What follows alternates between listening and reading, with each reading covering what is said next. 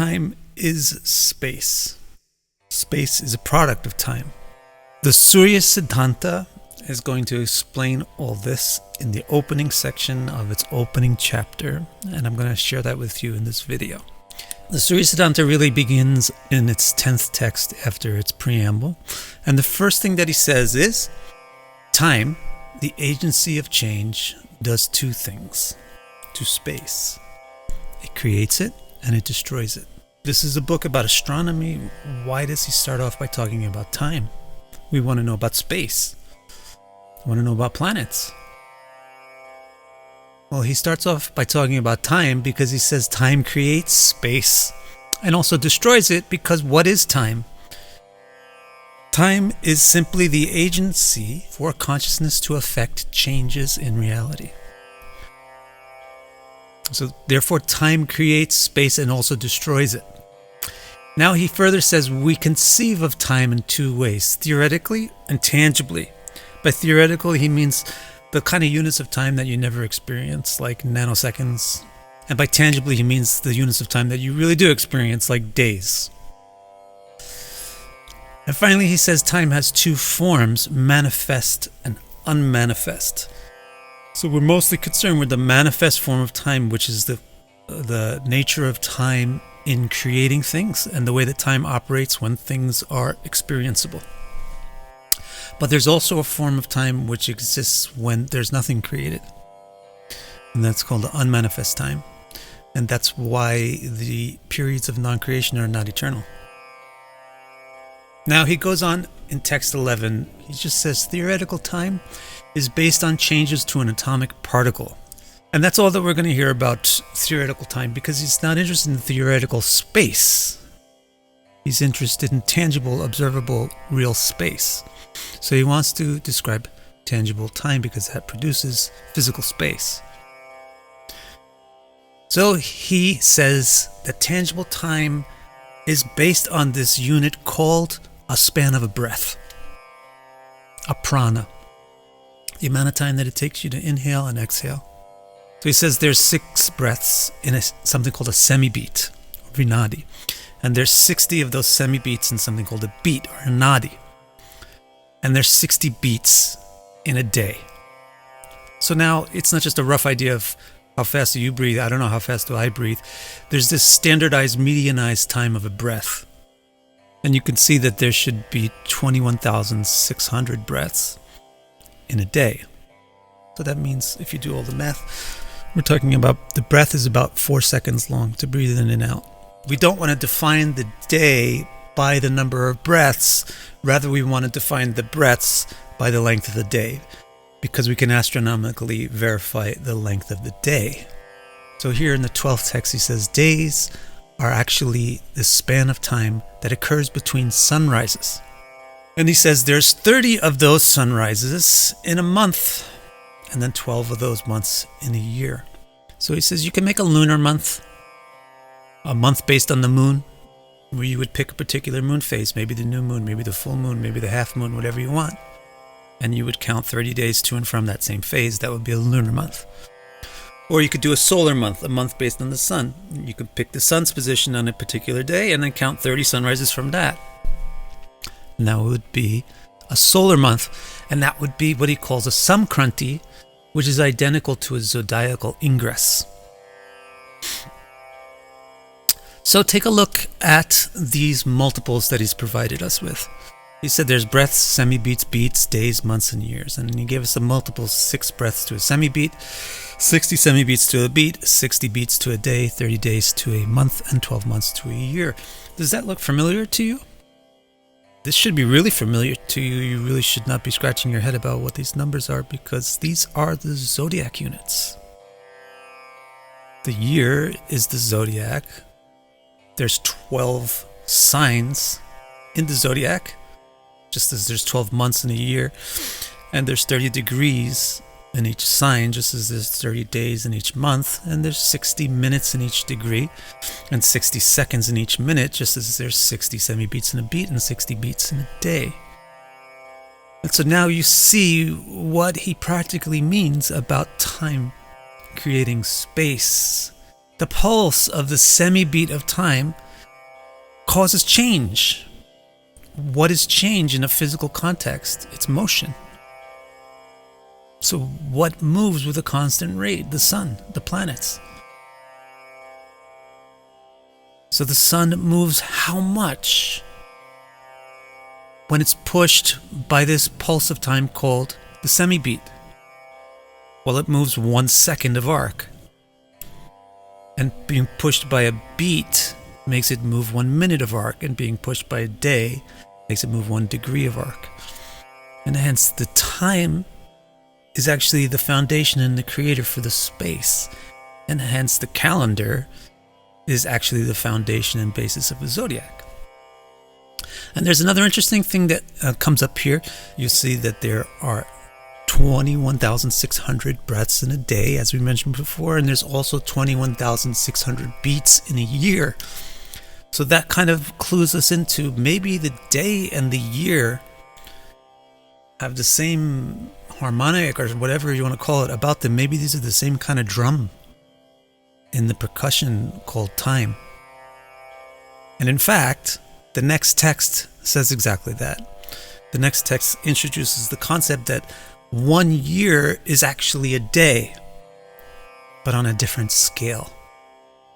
So he's going to introduce a whole other scale of days, months, and years, a cosmic scale. So let's take a minute to understand why the day and the year are equivalent to each other. This is what a day is to a person who lives on Earth, like most of us. If you live on Earth, the way you experience a day is the sun rises over the horizon, comes up to midday, and it sets under the horizon. It goes down to midnight, and then it comes back up at the horizon, and that's a day. And if you live on Earth, the way that you experience a year is exactly the same. Except instead of the horizon being the reference point, the equator is the reference point. When the sun comes over the equator horizon, then that's the sunrise of the year, the beginning of the year, the beginning of the zodiac. The equinox, when it's right on the horizontal point of the equator, and then when it reaches up to the midday of the year, that's the ascended solstice. And then when it comes down to the descending equinox, that's the Libra of the year. That's the beginning of the sunset of the year. And then when it goes down to the bottom, as far down as it goes to the midnight of the year, as far south of the equator as it ever goes, then that's the descended solstice. So this is why the day and the year are exactly analogous to each other. So in this text 14, he says 1 year is a cosmic day, and that whole same principle applies. 360 of those days is a cosmic year. 1 of our years is 1 space day. 30 of our years is therefore a month, cosmic month, and 12 of those months, or in other words, 12 of our 30 years, or in other words, 360 of our years, is 1 cosmic year. Now, you may say 360 isn't accurate, but we're dealing with idealized means. Now, text 14 also introduces a really important and interesting point that confirms why a day is equivalent to a year.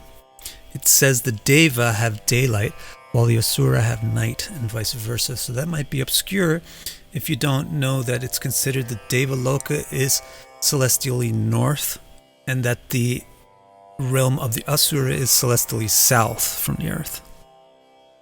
It looks like this.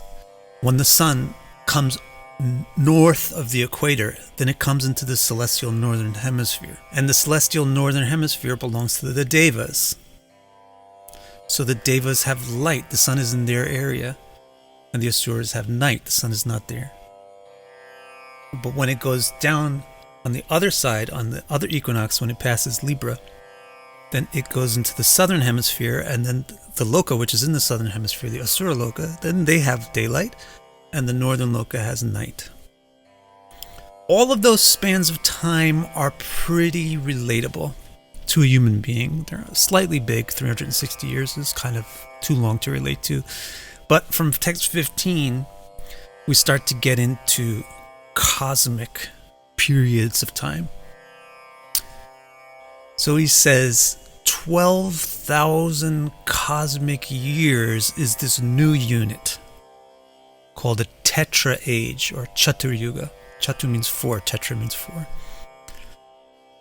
And so 12,000 times 360, that means 4,320,000 of our years. Why 12,000? I'll explain it at the very end, because you need to know all the information before it will make any sense. But it's going to come back to the initial span of time, which is breath. And of course, you can just also see that 12 is one of the multiples that's already involved in these pulses of time. It's just now there's 1,000 of them. So he says more about this Tetra Age. You can more minutely measure this Tetra Age by 4 component ages. These are the ages or yugas that you probably might be familiar with. The Tetra Age is called a Tetra Age or a Chaturyuga because it has 4 sub-yugas in it. Each one of those 4 yugas is defined by how many of 4 it has.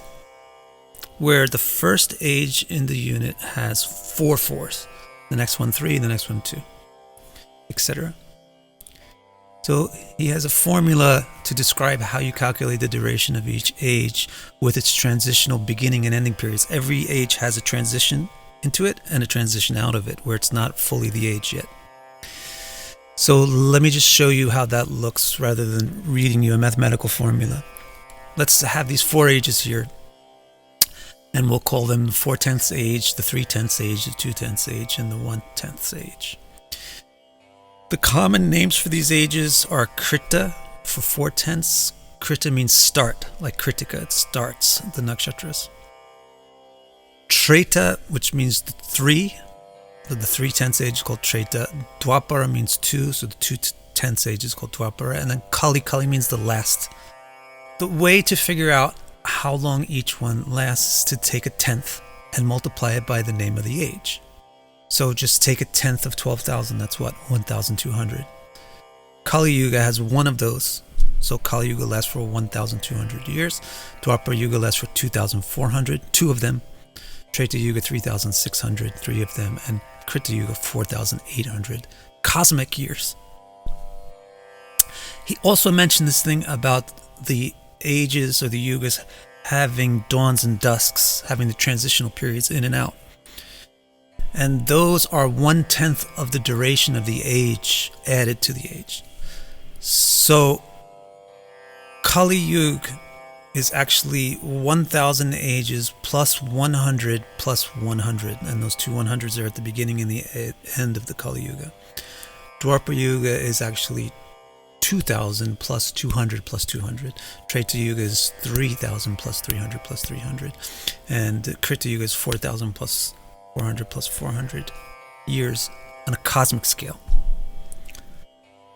And this is what it looks like in our years. The years that we're talking about, hundreds of thousands of years, even up to millions of years. 432,000 years for Kali Yuga, with the actual Yuga itself being 360,000 years long, and the transitional periods in and out of it being 36,000 years long. So now SURYA has defined these smaller ages, which are still usually gigantic, within this huge cosmic span of time called the Treta Age. He wants to go even bigger than that, the author, because he wants to talk about the cosmos. So in the next 3 statements, he gets really big. He says, take 71 of those Tetra Ages, and that's how long this time period called Manvantara lasts. And he says there's 14 Manu in this new unit called a Aeon, a Kalpa. So there should be 1,000 Tetra Ages in a Kalpa. You got this pretty relatable concept of, all right, there's 30 days in a month, 12 months in a year. And then you also have this thing that's kind of easy to grasp, that the year is a day on a cosmic scale. So there's 1 year in a cosmic day, 30 years in a cosmic month, 360 years in a cosmic year. Then he popped up to a big time scale. He said 12,000 of those makes this big span of time called an age. And then he says 1,000 of those ages is this bigger unit called an eon. So you have years, cosmic years, ages, and then eons. But he gave you some smaller units within the eon, and those are called the Manu periods. He said there should be 14 of them within an eon, but there's a mathematical problem here. If you have 14 Manu and each one lasts for 71 ages, 14 times 71 is not 1,000. It's 994. So he explains that there's additional time periods in the eon which are not active or creative. He says an eon begins with its transition, and that transition is equal in length to a Krita Yuga. So that's 4,800 cosmic years. Then it has 14 Manus after that transition, and each one of those 14 Manus is followed by an equal transition. So you have 14 Manus and 15 transitions, and that's how the eon is equivalent to 1,000 Tetra Ages exactly. If there's 12,000 years in a Tetra Age, then we should have 12 million years in an eon. That's not difficult, but the difficult thing is, how is there 71 Tetra Ages in a Manu and 14 Manus in an eon? And that's solved by using these transition periods of 4,800 years. You have 14 of them with each Manu and plus a 15th at the beginning. So we're almost done with this section, but we still haven't gotten to the end of the universe yet. So the next thing that SURYA says is this thing called an eon is a major cosmic creation cycle. The whole cosmos will be created and destroyed on this time scale. And he says that Brahma, who is the divinity who is in charge of the creation, he sees one eon as his day and another one as his night. So now all of a sudden we're back to that familiar time scale of day, month, year. So we've come to this new kind of a day, which is one kalpa or one eon, which is 12 million cosmic years. That's a long time, but that's just a day for Brahma. And he also has a night of that equal length during which he sleeps. And when he's asleep, it's destruction, and when he's awake, there's creation. And he's going to have months also, and day and years, and he's going to live for 100 of those years. And that is the absolute duration of the cosmic creation in its entirety. After which time, there is entire cosmic destruction for the same amount of time, and then it repeats. So now we can look at all of these large-scale time units in one place. We have the Tetra Age, which is 12,000 cosmic years, and then 1,000 of them is one eon. So an eon is 12,000 cosmic years. 2 of those eons are Brahma's full day. So Brahma's full day, like we have 24 hours to our full day, Brahma has 24,000 cosmic years. And 30 of those are in his month, and 12 of those months are in his year. So Brahma's year is 8,640,000 years. So in other words, 8,640,000,000 cosmic years. And then he lives for 100 years, hopefully if he's breathing at the right speed. So that would be 311 trillion years as the expected duration of the entire cosmos in its absolute entirety, which is much, much longer than current scientific projections make it. But there's very valid reasons why it is much longer, because every single kalpa, there's nearly a complete devastation of the entire cosmos. So, how does Brahma's day make any sense if it's not caused by the sun coming up and down over a horizon or coming up and down over the equator? Then what is the sensibility to it? The interesting thing is that if you take Brahma's time scale backwards into smaller units, you'll find out that his prana, or his breath, is one cosmic year. And that's why this whole scale. And that's the reason for the whole scale of his time spans. So I hope you found that very interesting. That tells us how long the universe should be existing. That tells us how time creates space. That gives us this basic concept of understanding cosmic history. It gives us the basic framework for conceiving of astrology as a divination technique with rational philosophical basis. Since time creates space, then the events within space should be discernible by measuring time. And this is just 11 texts from the opening chapter. So I will hopefully make a part 2 to this video, cover the next batch of texts, which are going to explain how to figure out where we are currently in all this cosmic history. Thank you very much for watching.